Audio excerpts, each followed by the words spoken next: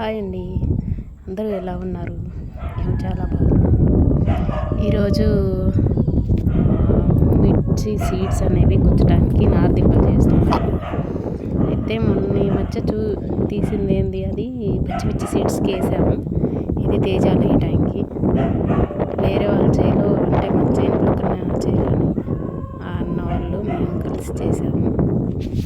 అయితే వాళ్ళు ఇంకా రాలేదు బాగు చేసుకోవడానికి. మేము వచ్చి అది నార్మల్గా ఉన్న కాయలని, అదే నారదిబ్బలు అంటారు, కాయలు అంటారు, ఏదో సంథింగ్.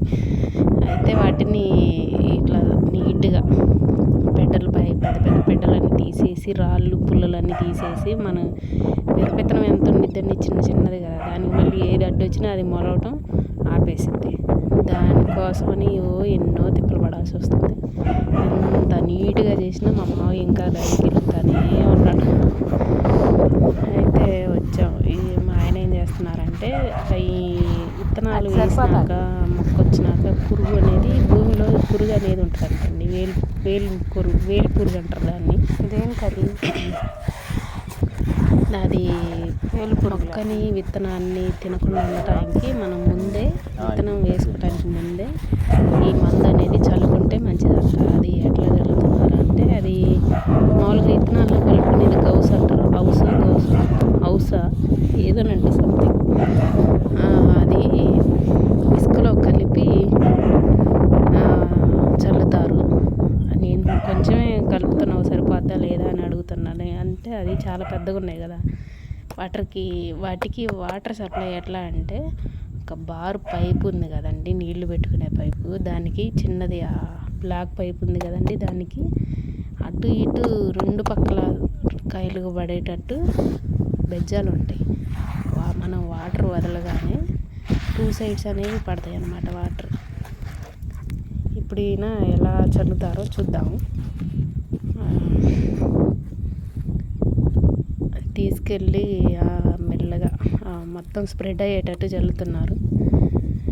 మామూలుగా కాయలు అది నారదిబ్బలు ఎలా చేస్తారు ఏందనేది చేసేటప్పుడు తీద్దాం అనుకున్నా.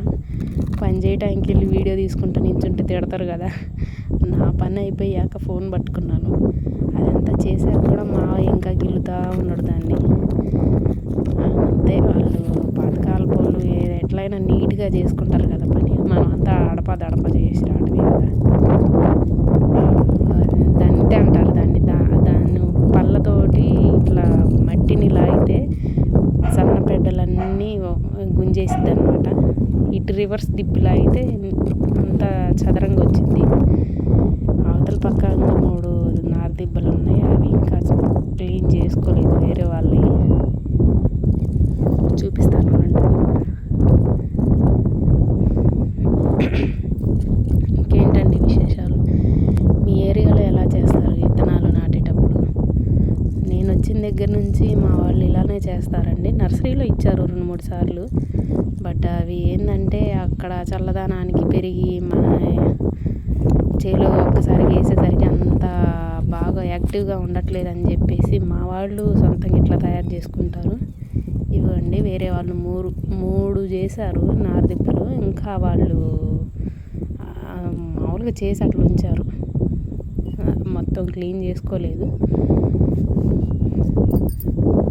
మేము రేపు విత్తనాలు గుచ్చాలని చెప్పేసి ఈరోజు చేసాము.